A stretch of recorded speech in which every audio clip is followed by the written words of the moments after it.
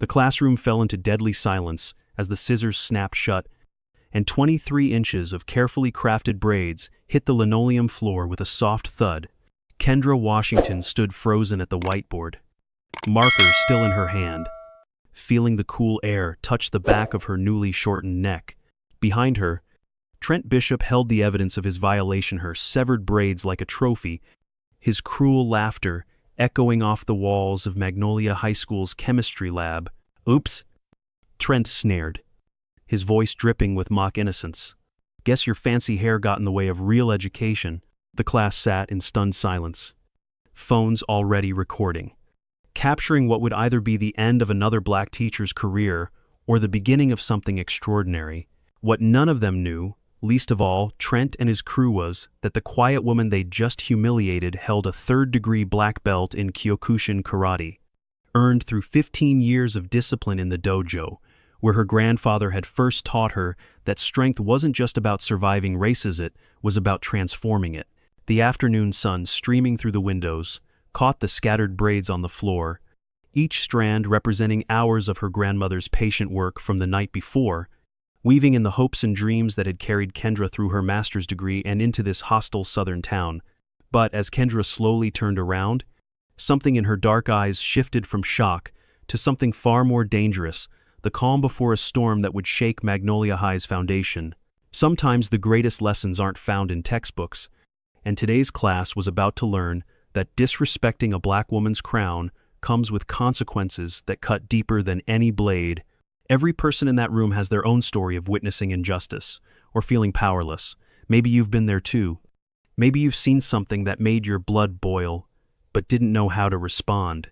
28-year-old Kendra Washington had arrived in Magnolia Falls, Alabama, 3 weeks ago with nothing but her certification papers, a single suitcase, and the kind of quiet determination that her grandmother had instilled in her since childhood. The small town of 4,000, nestled between cotton fields and pine forests, still flew Confederate flags on pickup trucks and whispered about the way things used to be when they thought outsiders weren't listening. Magnolia High School sat like a red brick fortress at the town's heart, serving as both educational institution and social epicenter for a community that hadn't quite figured out how to navigate the 21st century. The school's hallways were lined with photos of football teams from decades past, all white faces smiling beneath championship banners, while newer photos showed a more diverse student body that reflected changing demographics the older residents weren't entirely comfortable with. Kendra had grown up in Detroit, where diversity was a given and strength was a necessity.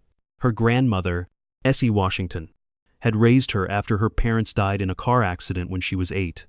Essie ran a community center in their neighborhood, teaching everything from reading to self-defense, believing that education and empowerment went hand in hand. "Baby girl," Essie used to say while braiding Kendra's hair each Sunday morning, "your hair is your crown, your mind is your weapon, and your heart is your compass. Don't you ever let nobody make you ashamed of any of them." The braiding sessions were sacred time hours spent in the kitchen chair, while Essie's weathered hands worked magic with comb and oil, weaving in stories of ancestors who had survived slavery, segregation, and every challenge in between. Those braids weren't just a hairstyle, they were armor, heritage, and identity woven together with love. At 12, Kendra had started karate lessons at the community center. Master Tanaka, a soft-spoken Japanese American who'd faced his own share of prejudice, saw something special in the quiet girl with the fierce eyes. While other kids came for a few months and quit, Kendra showed up every single day for 16 years, earning her black belt at 17 and continuing to train even through college and graduate school. Karate is not about fighting, Master Tanaka taught her. It's about justice. When you have strength, you protect those who don't. When you have skill, you use it wisely. When you have power, you choose mercy, but only after you've made your point clear. Kendra had taken a teaching position in Magnolia Falls because inner-city schools in Detroit were overcrowded and underfunded. She'd thought a smaller town might offer the chance to really make a difference, to connect with students individually and help them see that chemistry could open doors they didn't even know existed. The job interview had been pleasant enough. Principal Robert Hayes was a tall, thin man in his 50s who seemed genuinely interested in improving test scores and bringing fresh perspectives to the school. The chemistry position had been open for 3 months after the previous teacher, Mrs. Collins, had retired suddenly mid-semester. Hayes hadn't mentioned that Mrs. Collins left after Trent Bishop and his friends had made her life so miserable she'd suffered a nervous breakdown. Trent Bishop was Magnolia High royalty starting quarterback, son of Bishop Construction Company's owner, and blessed with the kind of all-American good looks that made adults overlook his cruelty. Often, he stood 6'2" with sandy blonde hair and the kind of confident smile that had been opening doors since kindergarten. His father's company had built half the new developments in town, and the Bishop family's donations kept the football program running. What made Trent particularly dangerous wasn't just his privilege, was his intelligence. He was smart enough to keep his grades up, charismatic enough to maintain his popularity, and calculating enough to make his victims look like they were overreacting or playing the race card when they complained. He'd perfected the art of plausible deniability, always having an excuse or explanation that adults wanted to believe. His crew consisted of Jake Morrison and Dylan Crostwell followers, who'd attach themselves to Trent's star and would do anything to stay in his orbit. Jake was the muscle, built like a linebacker with a short temper and shorter attention span. Dylan was the tech guy, always ready with a phone to record humiliations that could be shared on social media for maximum damage. Together, they'd driven 3 teachers to early retirement or transfer in the past 2 years. Their methods were sophisticated, never anything obviously illegal, just a constant campaign of psychological warfare that wore their victims down until they broke. Kendra's first 2 weeks had been relatively peaceful. She'd thrown herself into lesson planning, staying late to prepare engaging demonstrations and interactive experiments. Her classroom was organized like a military operation, with everything in its place and clear expectations posted on the walls. She wore her hair in intricate braids that changed style each week, and her professional attire was always impeccable blazers, slacks, and sensible shoes that could handle standing all day. The students seemed responsive at first.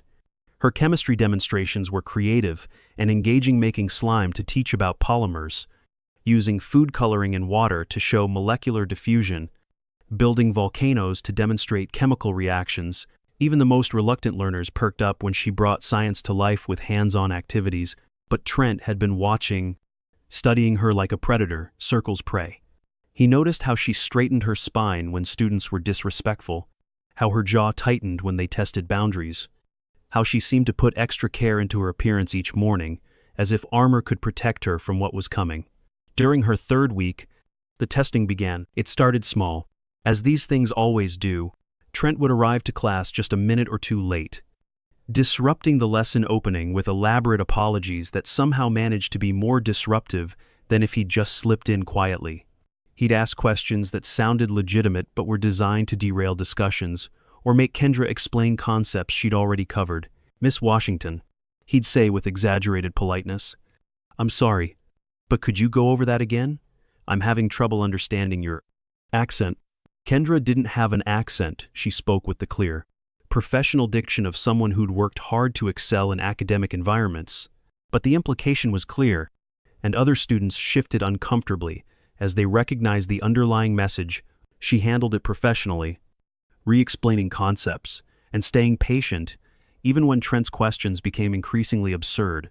She dealt with worse in Detroit, where gang members had tried to intimidate teachers and poverty had created its own set of challenges.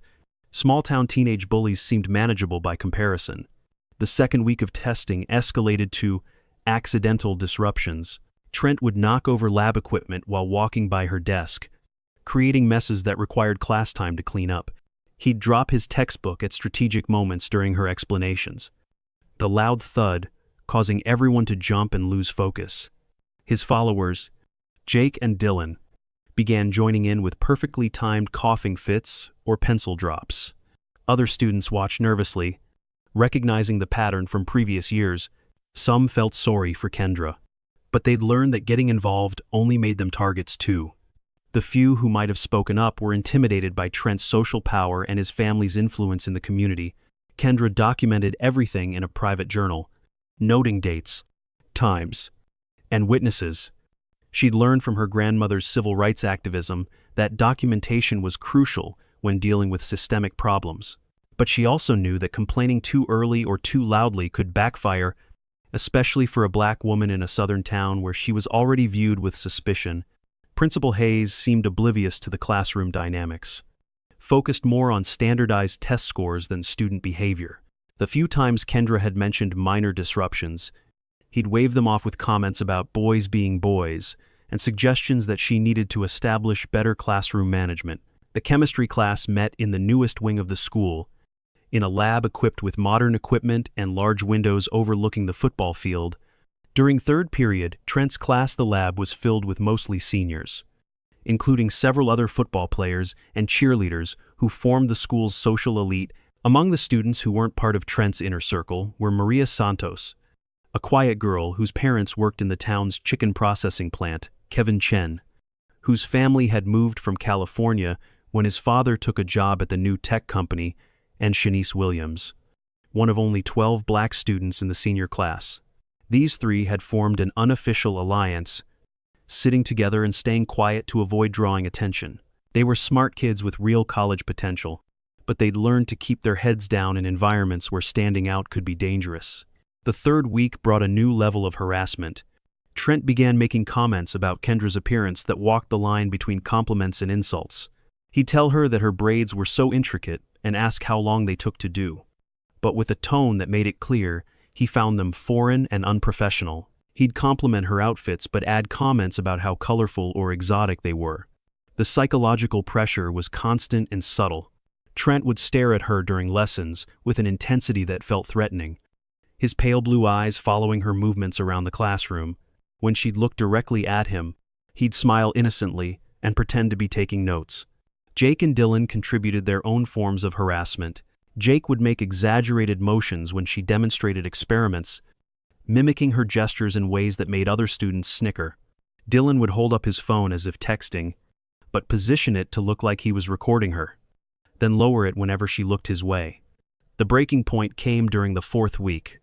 On a Wednesday afternoon, when the autumn heat had made the classroom stuffy despite the air conditioning, Kendra was teaching about molecular bonds. Using magnetic models to show how atoms connected to form compounds, the lesson required her to turn her back to the class frequently as she arranged the models on the whiteboard. She'd noticed Trent whispering to Jake and Dylan throughout the period. But low-level disruption had become so constant, she'd learned to work around it. What she didn't realize was that they were planning something far more serious than their usual juvenile pranks. As she arranged the molecular models, Kendra heard the soft scraping of chairs and assumed students were adjusting their positions to see better. The classroom had fallen unusually quiet, which should have been a warning sign. But she was focused on creating a clear visual representation of ionic bonding. Now, what we see here, she said, pointing to the whiteboard arrangement, is how sodium and chlorine atoms share electrons to create. That's when she felt the first gentle tug on her braids. It was so light she almost thought she'd imagined it. Her hand instinctively moved toward her hair, but she caught herself, not wanting to seem paranoid or lose her professional composure. She continued the lesson, but every nerve in her body was suddenly alert. The second tug was harder, more deliberate. This time she was certain someone was behind her, close enough to touch her hair. The classroom was completely silent. Now even the usual background noise of pencil tapping and paper rustling had stopped. Kendra's grandmother had told her stories about the violence inflicted on black women's bodies throughout history, how their hair had been cut as punishment, how their appearance had been policed and controlled by those in power. The symbolism of what was happening wasn't lost on her, even as her rational mind tried to convince her that it couldn't be what she thought it was. She started to turn around, but that's when she heard the metallic whisper of scissors opening the GAN. Time seemed to slow, as Kendra's mind processed what was about to happen. 23 years of her grandmother's Sunday morning braiding sessions flashed through her consciousness. Every story told, every lesson shared, every moment of love and care that had been woven into her hair over the decades. The scissors closed with a sharp snick that echoed through the silent classroom like a gunshot. Kendra felt the weight shift on her head as her carefully crafted braids fell away, landing on the floor behind her with the soft sound of something precious being destroyed. The cool air touched her newly exposed neck, sending a shock through her entire nervous system. For a moment, she couldn't move, couldn't breathe, couldn't process that someone had actually dared to put their hands on her, to violate her body and her dignity in such a fundamental way. Behind her, Trent Bishop's voice cut through the silence with mock concern. "Oh no, Miss Washington, looks like your hair got caught in something. Good thing I had scissors handy." The lie was so brazen, so obviously false, that it took another few seconds for Kendra to fully understand what had happened.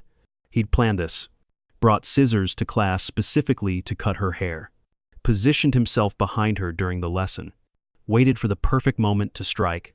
Slowly, Kendra turned around. The sight that greeted her was worse than she'd imagined. Trent stood there holding her severed braids like trophies, his blue eyes bright with malicious pleasure. Jake and Dylan flanked him, phones already out and recording. The rest of the class sat frozen, some with their hands over their mouths in shock, others staring in horrified fascination. Kendra's eyes swept the room, taking in every face, every expression, every student who was witnessing this moment.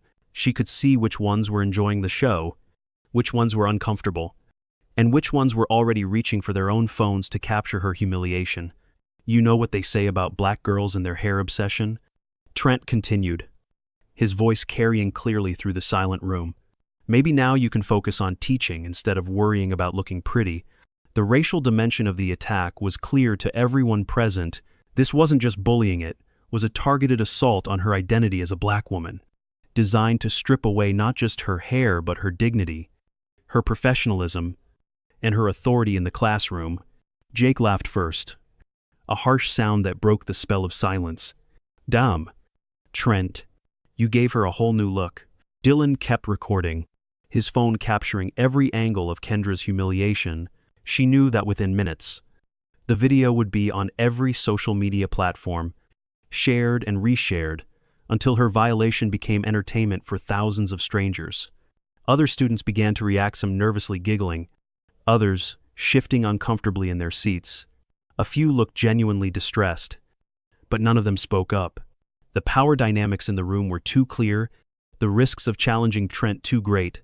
Kendra reached up and felt the back of her head where her hair had been cut.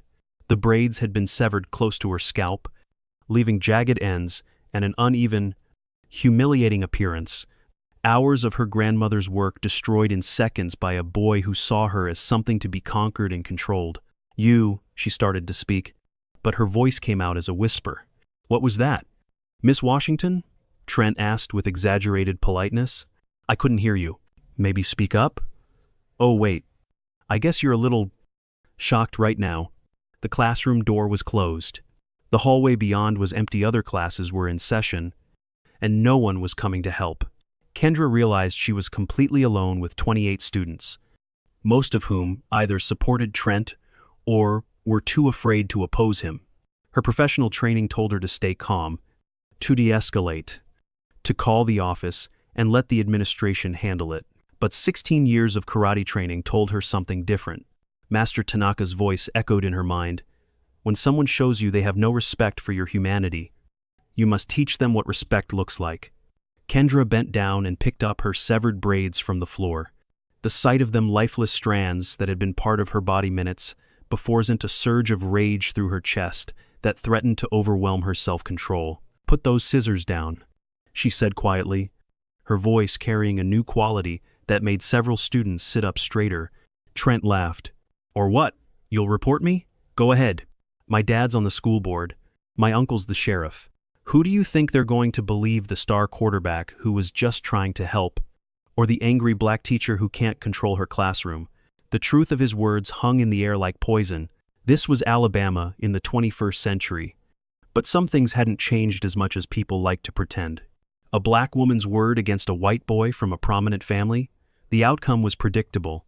But Trent had made one crucial miscalculation. He'd assumed Kendra would react like his previous victims, breaking down, running away, or escalating in a way that would make her look unstable and unprofessional. He'd never encountered anyone who'd been trained to channel rage into precise, controlled action.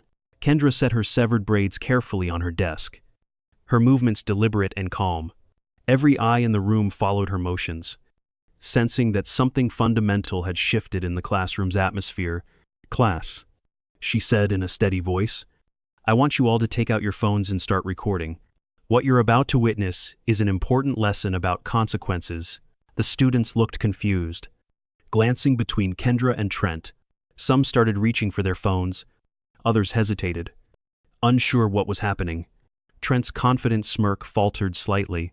This wasn't the reaction he'd expected. Teachers were supposed to cry or yell or threaten to call the principal. They weren't supposed to get calmer and more focused. "What are you talking about?" he demanded. But there was a new uncertainty in his voice. Kendra began walking toward him, her steps measured and purposeful. Years of kata practice had taught her to move with economy and precision, never wasting motion or energy. Every step served a purpose. Closing distance, while maintaining perfect balance and readiness. "You wanted to teach me a lesson about respect," she said, still in that unnaturally calm voice. "Now it's my turn to teach you one." The transformation in Kendra's demeanor was subtle but unmistakable. Her posture shifted from the slightly defensive stance she'd maintained for weeks to something altogether different, grounded, centered, dangerous. Students who'd been laughing moments before now watched in confused silence as their powerless teacher became something else entirely. Trent still held the scissors, but his grip had loosened. As uncertainty crept into his expression, he'd broken dozens of teachers over the years, and they all followed the same pattern: shock, tears, anger, then collapse. Kendra was doing none of those things. "Look, lady," Jake tried to interject, stepping forward to support his leader. Trent was just joking around. "You don't need to make a big deal out of this." Kendra's eyes flicked to Jake for just a moment, but her focus remained on Trent. "A joke?" she repeated quietly. "Cutting off a black woman's hair without permission is a joke to you?" The racial dimension of the attack hung heavy in the air. Every student in the room understood the historical implications, even if they'd never been forced to confront them directly. This wasn't just vandalism or prankinjit, was a deliberate act of racial and sexual humiliation. Dylan kept recording, but his hands had started to shake slightly. He was beginning to realize they might have pushed too far this time. Crossed a line that couldn't be uncrossed. "I want everyone to understand exactly what happened here," Kendra continued, addressing the entire class while still approaching Trent. "A male student brought scissors to my classroom with the premeditated intention of cutting my hair without consent. He planned this assault, executed it while I was trying to teach, and now he's claiming it was a joke." Several students shifted uncomfortably. When she put it that way, the severity of the action became impossible to ignore. This wasn't teenage mischief, it was assault. Trent's face flushed red as he realized his narrative was being reframed. "You can't call it assault. I barely touched you. It's just hair, it'll grow back." The dismissive comment was exactly what Kendra had expected. It revealed everything about how he viewed her not as a human being deserving of respect, but as an object to be controlled and diminished. "Just hair," she repeated, her voice carrying a new edge. "Tell me, Trent, how would you feel if someone held you down and shaved your head against your will? Would that be just hair too?" "That's different," he shot back automatically. "Why is it different?" The question hung in the air, and Trent realized he'd walked into a trap. Any answer he gave would expose the racial and gender assumptions underlying his actions. Because, he stammered, looking around the room for support from his friends. "Because I'm a black woman. And you think my body is yours to violate?" Kendra finished for him. "Because you think there should be no consequences when white boys assault their teachers?" The word assault hit the room like a physical blow. Students began to understand that what they'd witnessed wasn't just bullying, it was a crime. Maria Santos, who'd been silent all semester, suddenly found her voice. "Oh my God. Trent, what did you do?" The question came out as a whisper, but it might as well have been a shout. Other students began to shift in their seats, some pulling out phones to record, others looking toward the door as if considering whether to run for help. Trent was losing control of the narrative, and he knew it. His carefully constructed image as the playful jock was crumbling as students began to see his actions for what they really were. "Everyone calm down," he said, his voice rising slightly. "She's making this sound worse than it is. I just cut some hair. It's not like I hurt her. Kendra had closed the distance between them to about 6 feet, close enough to act if necessary, far enough to avoid seeming aggressive. Every movement was calculated. Every word chosen for maximum impact. "You brought weapons to school?" she said clearly. "You used those weapons to assault a teacher. You planned this attack in advance. You're now threatening to use your family's influence to avoid consequences." Each statement hit like a precision strike, dismantling Trent's defenses one by one. The other students were now fully focused on the confrontation, phones out and recording from multiple angles. "I think," Kendra continued, "it's time for you to learn what real consequences look like." That's when Trent made his final, fatal mistake. Instead of backing down, instead of apologizing, instead of recognizing that he'd pushed someone too far, he doubled down. "What are you going to do?" he sneered, raising the scissors again in a threatening gesture. "Hit me? Go ahead. Hit a student. See how that works out for you in Alabama?" The threat was clear, both physical and social. He was daring her to fight back while simultaneously promising to destroy her career if she did. But Trent Bishop had never encountered someone who'd been trained to turn aggression into education, who'd spent 16 years learning to channel violence into justice. Kendra's grandmother's voice echoed in her mind. "Baby girl, sometimes the only way to teach respect is to demand it. Don't you ever let nobody make you feel less than the queen you are." The decision crystallized in that moment. This wasn't just about her anymore. It was about every teacher who'd been driven away, every student who'd been bullied into silence, every black woman who'd been told to accept disrespect with grace and dignity. "You're right, Trent," she said quietly. "I'm not going to hit you." Relief flickered across his face, quickly replaced by renewed arrogance.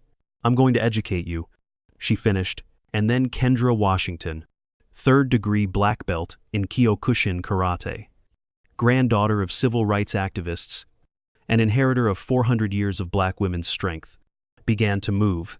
What happened next would be replayed on social media millions of times, analyzed by martial arts experts, and remembered by every student in that classroom for the rest of their lives. But in that moment, all Trent saw was his teacher stepping forward with the fluid grace of water and the unstoppable force of justice. The scissors were about to become the least of his problems. What happened next unfolded in less than 4 seconds. But every student in that classroom would remember it frame by frame for the rest of their lives. Trent lunged forward with the scissors, perhaps thinking he could intimidate Kendra into backing down, or maybe genuinely intending to threaten her further. He would later claim he was just playing around. But the security cameras would tell a different story. Kendra moved like keyed lightning. Her left hand swept up in a perfect uke block, deflecting the scissors away from her body while simultaneously stepping off the line of attack. The movement was so smooth it looked choreographed, but it was pure muscle memorized, 16 years of training condensed into one fluid motion. Before Trent could even process what had happened, Kendra's right hand shot forward in a controlled new-kite strike, her fingertips connecting with the pressure point just below his sternum. The technique was designed to wind an opponent without causing permanent damage, and it worked exactly as Master Tanaka had taught her. Trent doubled over, gasping for air, the scissors clattering to the floor as his hands flew to his chest. The sound Himada, strangled wheeze of shock and pain cut through the classroom silence like a siren. "Holy shit!" Jake Morrison moved to help his friend. But Kendra was already pivoting to face him. "I wouldn't," she said calmly, dropping into a perfect Zenkutsu Dachi stance. Her voice remained level, professional, but her positioning screamed danger to anyone who understood body language. "Unless you'd like the same lesson?" Jake froze mid-step, suddenly aware that the small woman in front of him had just dropped his quarterback friend like a sack of flour. The confidence that came from being 6'4" and 230 pounds evaporated as he realized size meant nothing against someone who actually knew how to fight. Dylan Cross, still recording with his phone, stumbled backward into a lab table, knocking over a beaker in his haste to put distance between himself and whatever Kendra had become. The crash of glass added a sharp punctuation to the scene. "Everyone stay exactly where you are," Kendra instructed, her eyes scanning the room to make sure no other students were planning to intervene. "And keep recording. I want there to be no question about what happened here." Trent was still bent over, struggling to breathe. The Nukite strike had temporarily paralyzed his diaphragm, painful but not permanent. He would be fine in a few minutes. But right now he was experiencing something he'd never felt before, complete helplessness. What? What did you do to me? He gasped, finally able to form words. I used a basic karate technique to defend myself against your assault. Kendra replied matter-of-factly.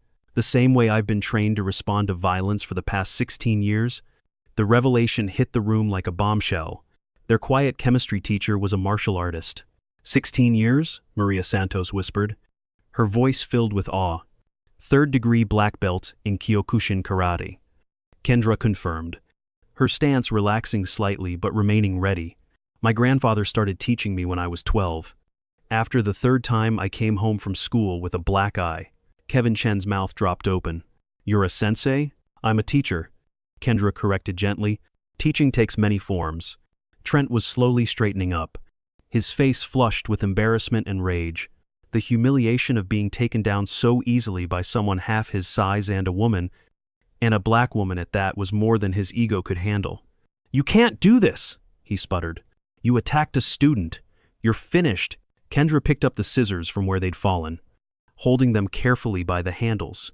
These security cameras, she said, gesturing to the corners of the room, show you bringing weapons to school, cutting my hair without consent, and then lunging at me with those same weapons when I confronted you about your assault. She walked to her desk and placed the scissors next to her severed braids. Creating a clear visual record of the evidence, they show me using minimal force to defend myself against your attack. Any martial arts expert will confirm that what I used was appropriate defensive technique, more force than necessary to stop the threat. The legal implications were sinking in for Jake and Dylan. What had started as a harmless prank was now documented assault with weapons, and their friend had just been stopped by a teacher acting in clear self-defense. My dad, Trent started to say. Your dad is going to watch these videos, Kendra interrupted, and he's going to realize that his son brought scissors to school with the premeditated intent to assault a teacher. He's going to see that when confronted about this assault, his son threatened me with those same weapons. She pulled out her phone and began dialing. He's also going to learn that I've been documenting every incident of harassment, every threat, every attempt at intimidation for the past 4 weeks, and that I have witnesses to all of it. Wet. Shanice Williams spoke up from her seat near the window. You've been keeping records? Every date, every time, every witness, Kendra confirmed, including the 3 students who told me privately that Trent and his friends were planning something big this week. Dylan's face went pale. The realization that their secret plan had been exposed in advance changed everything about the narrative they'd been planning to spin. You see, Kendra continued, her finger hovering over the call button. The difference between you and me is preparation. You thought you were dealing with just another victim. I knew I was dealing with a pattern of criminal behavior. The phone call went through, and the room could hear both sides of the conversation. Magnolia High School security? This is Kendra Washington, in room 237. I need immediate administrative and police response for an assault with weapons. Yes, weapons. A student cut my hair with scissors and then threatened me when confronted. I have multiple video recordings. Yes. I'll wait for you to arrive. Principal Hayes arrived first, followed closely by Officer Martinez from the school resource team, and finally by Sheriff Bishop Trent's uncle, whose face was already tight with the realization that family loyalty was about to collide with documented evidence. The scene that greeted them was unlike anything they'd expected. Instead of chaos or hysteria, they found a perfectly organized classroom where every student was quietly seated with their phones out, creating a comprehensive video record from multiple angles. Kendra stood calmly beside her desk, still in her defensive stance, but no longer actively threatening anyone. Her severed braids lay next to the scissors, creating an undeniable visual narrative of what had occurred. Trent sat slumped in a chair, still catching his breath, but no longer gasping. Jake and Dylan flanked him like bodyguards, but their earlier confidence had evaporated entirely. What exactly happened here? Principal Hayes demanded. Looking back and forth between Kendra and his star quarterback, I was assaulted by a student with weapons. Kendra said simply, I defended myself using appropriate force. Everything is documented on video from multiple angles. Sheriff Bishop looked at his nephew with a mixture of disappointment and damage control already running through his mind. "Trent, what's your side of this?" "She attacked me," Trent protested, but his voice lacked its earlier conviction. It was an accident with the scissors. And then she went crazy and hit me." "Show them the videos," Kendra suggested calmly. Maria Santos was the first to respond, holding up her phone. "I got the whole thing, from when he cut her hair to when he came at her with the scissors." "Same here," Kevin Chen added. "Multiple angles." Even students who had been laughing earlier were now eager to share their recordings, suddenly understanding that they'd witnessed something historic rather than just another bullying incident. Officer Martinez reviewed the first video on Maria's phone, his expression growing grimmer with each second. The footage was clear and damning. Trent approaching from behind with scissors, the deliberate cutting motion, Kendra's shocked reaction, and then his threatening advance when she confronted him. "This shows premeditation," Martinez said quietly to Sheriff Bishop. "He brought the scissors specifically for this purpose." Sheriff Bishop watched his nephew's future implode in real time. Trent had been counting on family connections to smooth over whatever consequences he faced. But assault with weapons on school property captured on video was beyond anyone's ability to minimize. "There's more," Dylan Cross said suddenly, his voice barely above a whisper. Everyone turned to stare at him. Jake elbowed him sharply, but Dylan was already reaching for his phone with shaking hands. I recorded everything from the beginning, including us planning it yesterday." The betrayal hit Trent like a physical blow. His best friend, his most loyal follower, was about to destroy him completely. "Dylan, what are you doing?" Jake hissed. "I'm not going to prison for this." Dylan shot back, his voice cracking. "My college acceptance is already in. I'm not throwing my life away because Trent couldn't leave her alone." He pulled up a video from the previous day showing the three boys in Jake's truck, laughing as they planned. "The haircutting incident," Trent's voice was clear. "Tomorrow we take the black bitch down a few pegs, cut off that ghetto hair, and show her who's really in charge here." The racial slur and explicit premeditation took the incident from assault to hate crime territory. Principal Hayes visibly paled as he realized the liability implications for the school district. Sheriff Bishop looked at his nephew with disgust. "You stupid boy. Do you have any idea what you've done?" "But Uncle Rick." "Don't Uncle Rick me. You planned a racial assault on a teacher and recorded yourself doing it. There's nothing I can do to help you now." Officer Martinez was already reading Trent his rights while requesting backup for Jake and Dylan. The formal arrest procedures felt surreal in the chemistry classroom, where students still sat with their phones out, documenting every moment of justice being served. Word spread through Magnolia High like wildfire. By the end of the school day, every student, teacher, and staff member had heard some version of the story. Social media exploded with hashtags like #Braids and black belts and #Don't test teachers as the videos went viral nationwide. The initial reaction was shock, but it quickly transformed into something more profound. Respect.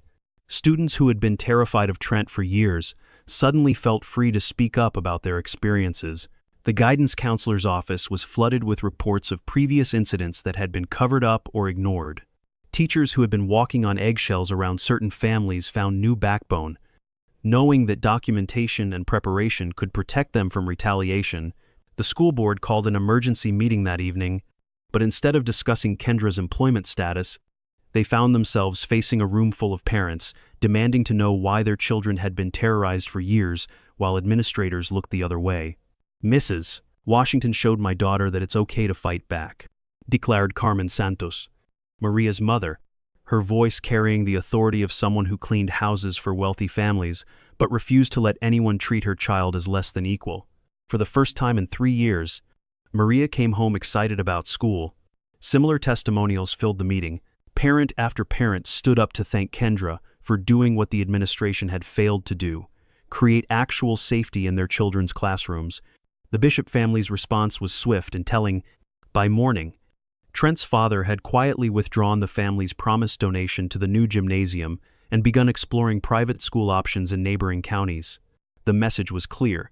Rather than addressing their son's behavior, they would simply remove him from consequences. But their departure didn't feel like a loss to the school community. It felt like liberation. 3 weeks later, Kendra stood in her classroom preparing for the first meeting of the Magnolia High Self-Defense Club. The space had been transformed from a site of violation into a center of empowerment.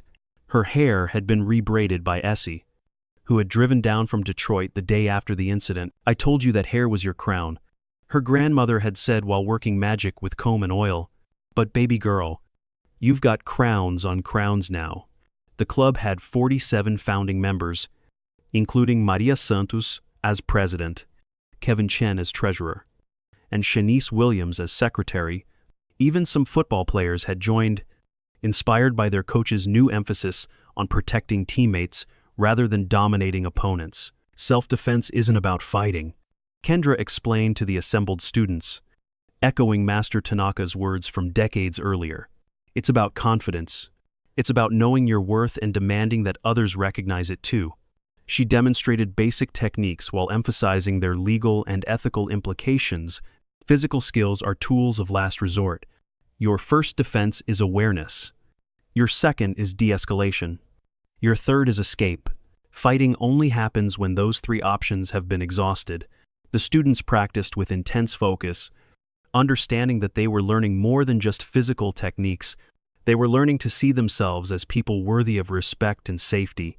Jake Morrison, surprisingly, had requested to join after completing his community service hours. His assault charges had been reduced in exchange for testimony against Trent. But the experience had fundamentally changed his understanding of power and masculinity. "I want to learn how to protect people instead of hurting them," he told Kendra during his admission interview. "I want to be better than I was." His transformation wasn't complete, and it wouldn't happen overnight. But Kendra had learned from her grandmother that redemption was possible for anyone willing to do the work. The story had traveled far beyond Magnolia Falls. Education journals featured articles about Kendra's approach to classroom management. Martial arts magazines analyzed her technique and restraint. Civil rights organizations held her up as an example of how to respond to institutional racism with dignity and strength. Most importantly, other teachers reached out to share their own stories and ask for advice. Kendra found herself mentoring educators across the country who faced similar challenges in their classrooms. She started a blog called Teaching While Black that documented the daily microaggressions and systemic barriers faced by minority educators. The response was overwhelming, thousands of teachers sharing their experiences and finding community in their struggles. Master Tanaka visited Magnolia High as a guest instructor, teaching a seminar on the philosophy of martial arts to packed audiences of students, teachers, and community members. His message resonated deeply. True strength protects the weak. True power lifts others up.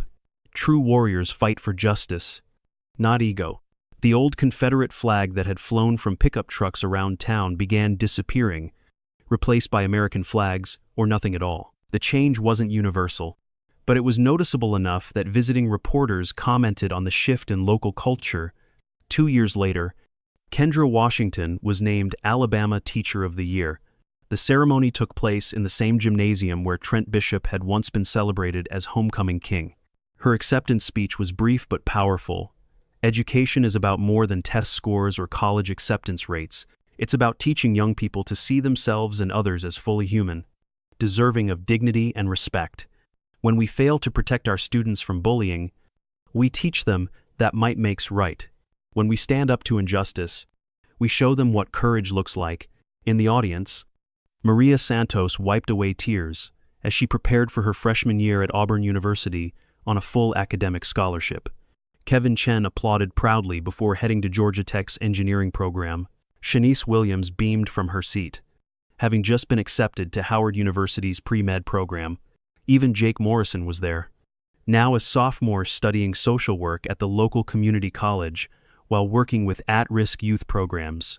His transformation hadn't been easy or complete, but it was genuine enough that Kendra had written him a letter of recommendation. Trent Bishop was notably absent. After pleading guilty to assault charges, he'd transferred to a military academy in another state where his family hoped structure and discipline might correct what privilege and entitlement had distorted. Whether it worked remained to be seen. The Magnolia High Self-Defense Club had grown to over 200 members and had spawned similar programs in schools across the state. More importantly, incidents of bullying had dropped by 80% as students learned to support each other rather than tear each other down. Kendra's classroom remained in room 237, but it had become something more than just a chemistry lab. It was a symbol of what happened when someone refused to accept injustice, when training met opportunity, when dignity demanded respect. On her desk, next to photos of successful former students, sat a small framed quote from her grandmother. "Baby girl, your hair is your crown, your mind is your weapon, and your heart is your compass." Below it, in her own handwriting, Kendra had added, "And your strength is a gift to be shared with those who need it most." The story of the teacher who fought back had become legend, but the woman who lived it continued the daily work of education, empowerment, and transformation. Because real change didn't happen in viral moments, it happened in the quiet consistency of choosing justice over comfort, courage over silence, and community over individual safety. In room 237, the lesson continued every day. Respect is not given, it's earned. Dignity is not granted, it's claimed. And sometimes, the most important education happens when someone finally decides they've had enough and shows others what standing up really looks like. The scissors were gone, but the strength they had revealed would last forever. Sometimes the greatest lessons aren't found in textbooks, but in the courage of those who refuse to let injustice stand unchallenged. Share this story with someone who needs to know their worth. Because everyone deserves to feel safe in their own crown,